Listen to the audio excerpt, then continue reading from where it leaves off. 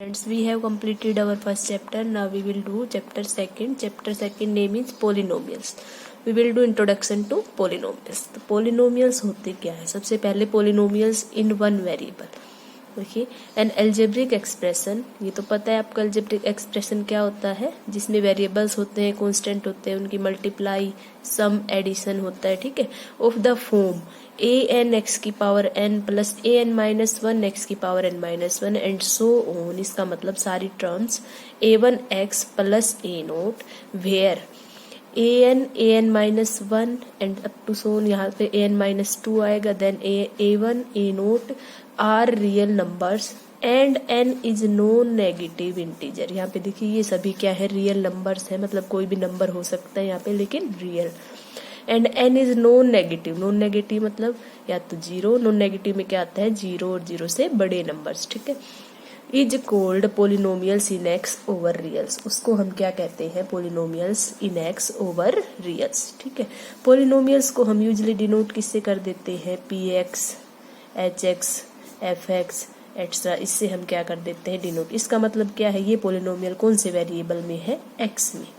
H polynomial कौन से variable में है, एक्स में, ठीक है ना। वेरिएबल क्या है यहाँ पे, एक्स।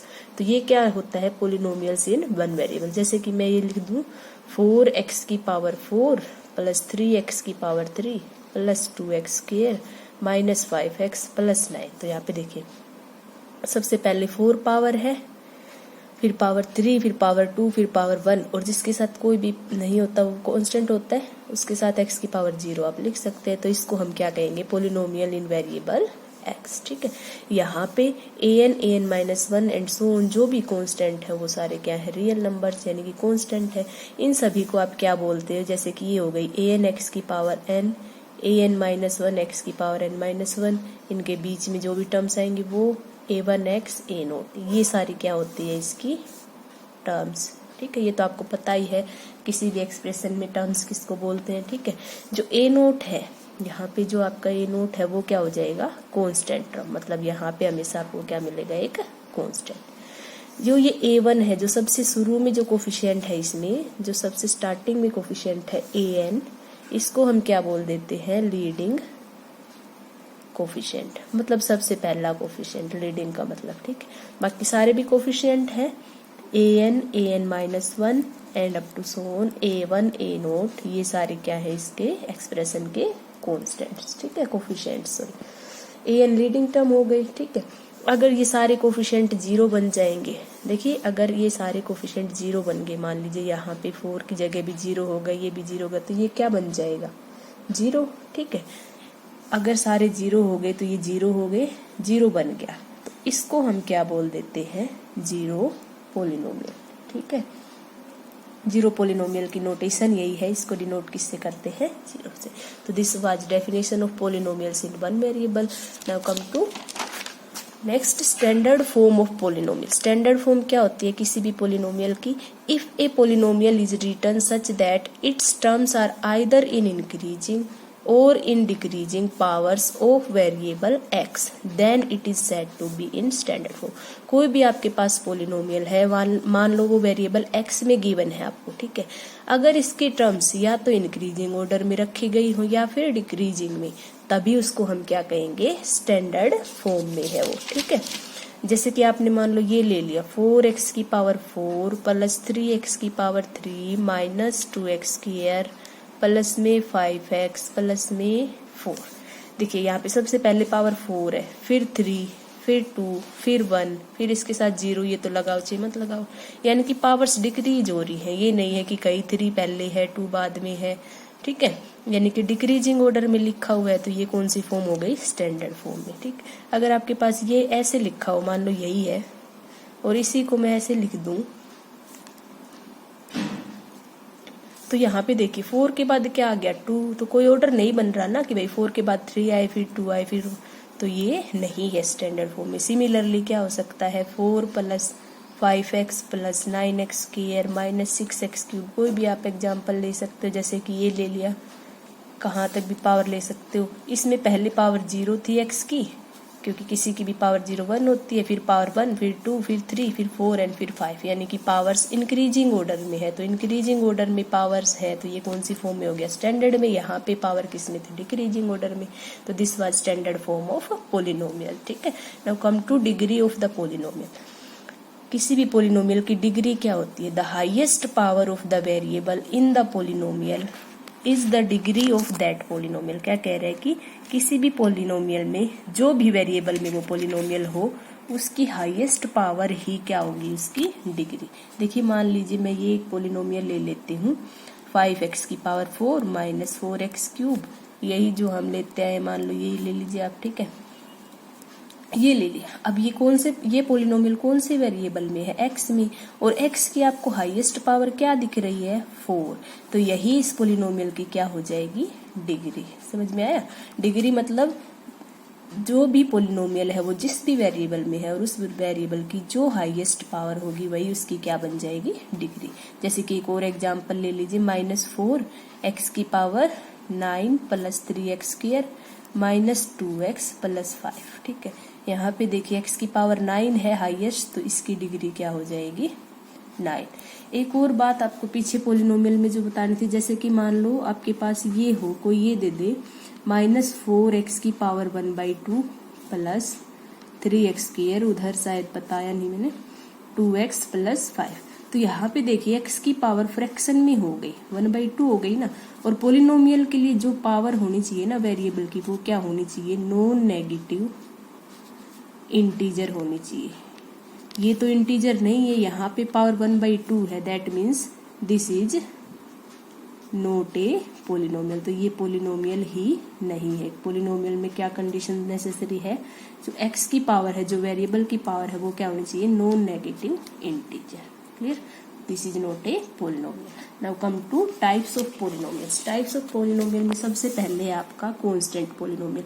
कांस्टेंट पोलिनोमियल क्या होता है, एक ऐसा पोलिनोमियल जिसकी डिग्री क्या हो, डिग्री 0। Polynomial with degree 0। कौन से पोलिनोमियल की डिग्री 0 होती है, कांस्टेंट। मान लो आपने 3 लिख दिया, 3 के साथ x की पावर 0 लगा सकते हैं, यानी कि इस पोलिनोमियल में वेरिएबल की हाईएस्ट पावर क्या है, 0। इसीलिए हमने क्या कहा कि एक ऐसा पोलिनोमियल जिसकी पावर 0 हो, जिसकी डिग्री 0 हो, वो क्या होगा, कांस्टेंट पोलिनोमियल। क्लियर। सेकंड आपका है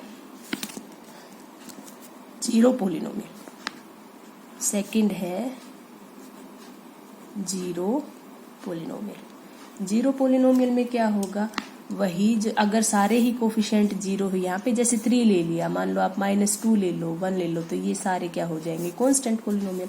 और यहाँ पे 3 -2 1 कुछ तो वैल्यू है, लेकिन अगर आपने 0 ले लिया, सब कुछ ही 0 है, तो उसको क्या कहेंगे, जीरो पोलिनोमियल। यानी कि the constant 0 is known as zero polynomial. Next आपका आता है लीनियर पोलिनोमियल। लीनियर का मतलब 1। ठीक है, जैसे आपने लीनियर इक्वेशन पढ़ी थी, उसमें क्या पढ़ा था कि इक्वेशन इन 1 वेरिएबल। ठीक है, तो वैसे ये हो गया लीनियर पोलिनोमियल, मतलब ऐसा पोलिनोमियल जिसकी डिग्री क्या हो, 1।